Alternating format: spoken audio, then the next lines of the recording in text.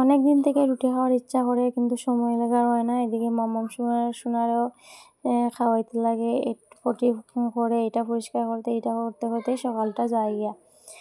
আজকে রুটিটা বানাইলাম আর আমার বর জল ওঠার এদিকে, আর এদিকে আমি রুটি বানাইয়া এবার রুটিটারে সেঁকে নিলাম। আর রুটিটা অনেকটা হয়ে গেছে, আমি ভাবছিলাম কিছু কমাইয়া বানাইমু, কিন্তু অনেকটা হয়ে গেছে। তো এবার রুটি বানানি শেষ হয়ে গেছে। শেষ হওয়ার পরে আমি এখানে মগে চা বানাই লিছি আর আমার বড়রেও দিলাইছি। আর এবার রুটিটা আমি ভিজাই চা খাইমু।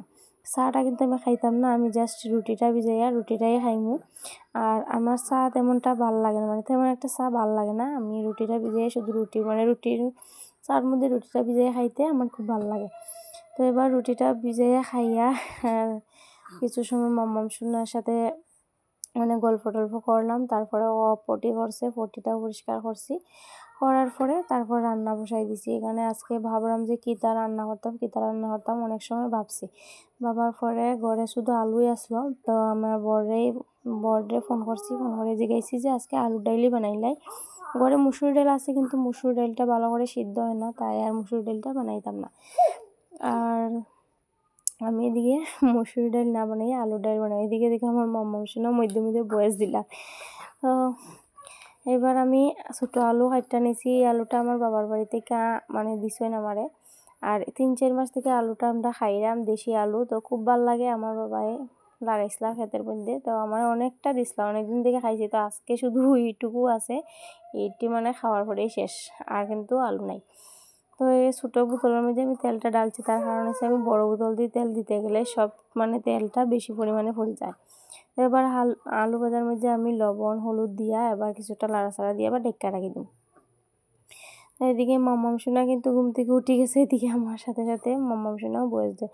আর এদিকে আমার বড় স্কুলে গেছিলো বাজার থেকে আইয়া, এদিকে লই আইছে আমার বাবা সোনার মার্কশিট। তো এদিকে মার্কশিটটা আমরা দেখছি দুইজনে মিলিয়া।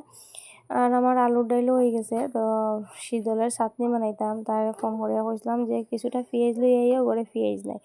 তো পেঁয়াজ আর রসুন আসলো না, তো পেঁয়াজ আর রসুন লই আইছে। তারপরে এখানে চাটনি বানাইলাম। আমার বাসমতি শীতল দিয়ে চাটনিটা খাইতে বেশ ভালো লাগে। তো তারা দুইজনে খাই লিছে, আমার বাবাই সোনার আমার বর, তারা দুইজনে খাই লিছে। আর আমার বাবাই সোনারে আমার বরই স্নান করাই দেয় প্রত্যেক দিনই। আমি আর সময় হয় না, যদিও কোনো সময় দেরি করে আয় বাড়িতে, তখন কিন্তু আমি এই স্নানটা করাই। তো এদিকে রান্না বান্না শেষ করে বাসন টাসনও ধুয়ে আইছি, আর আমি গ্যাসটাও ভালো করে মুছে লিয়েছি। আর গ্যাসটা আমার ভালো করে না মুছলে কিন্তু একদম ভাল লাগে না। আমার কিন্তু রান্নাঘর অগুছানো থাকলে আমার কিন্তু একদম সহ্য হয় না, আমার অশান্তি লাগে, আমার একটু শান্তি লাগে না এরকম অবস্থা। তাই সব কিছু সবসময় চেষ্টা করি, যতই আমার কিন্তু অসুখ থাকুক তারপরেও কিন্তু আমি চেষ্টা করি সবসময় পরিষ্কার রাখার। আমার কিন্তু এইরকম হয়, যখন আমি বেশি অসুস্থ হই আমি কিন্তু আমার ঘর পরিষ্কার করার লাগে আমি তাড়াতাড়ি সুস্থ হয়ে যাই। এমন অবস্থা, যদি আমি অসুস্থ থাকি কিন্তু আমার ঘর পরিষ্কার করতেই লাগবো, নাইলে যেমন আমি আরও বেশি অসুস্থ হয়ে যাই। তো এই যে সব কিছু জায়গা মতো রাখে দিছি, সব কিছু গুছাইয়া রাখা এবার আমি বইছি ভাত খাওয়াত। তো এই যে ভাতটা খাইলিমু, তারা কিন্তু খাই লিছে। আর আমি এদিকে লইছি এই যে ভুজিয়া লইছি। আমার ভাই কইছে ডাইলের সাথে নাকি ভুজিয়া খাইতে খুব ভালো লাগে। তো আমি আজকে লইয়া ট্রাই করলাম যে দেখি ঠিক হয়নি, ভালো লাগে। তার সাথে লই লিছি লেবু আর আলু ভাজা করছি। আর শীতলে চাটনি, যে বাসমতি শীতল দিয়ে চাটনি বানাইছি, তো বেশ ভাল লাগে চাটনিটা খাইতে। মাঝে মধ্যে ভাল লাগে, সব সময় কিন্তু আবার ভাল লাগে না। তো এবার আমি একা একাই আজকে খাইলাম, তারা তো খাই লিছে, তার কারণ কাজ আসলো, সব কিছু রয়েছিল এলোমেলো, তার জন্য আমি খাওয়াত বইছি না, এক্ষণ বইছি। তো এবার লেবুটারে চিপিয়া সাথে আমি ভুজিয়াটাও লইলাম। তো বেশ ভাল লাগে খাইতে, খুব ভাল লাগছে। তো খাওয়ার পরে আর অনেক কাজ আসলো, বিকালবেলা সব কাজ আমি সারিয়া এবার রান্না বসাই দিছি। আর এদিকে মাম্মাম সোনারও খাওয়াইছি, মাম্মাম সোনাও খাইছিল। আর এদিকে মাম্মাম সোনা না বেশ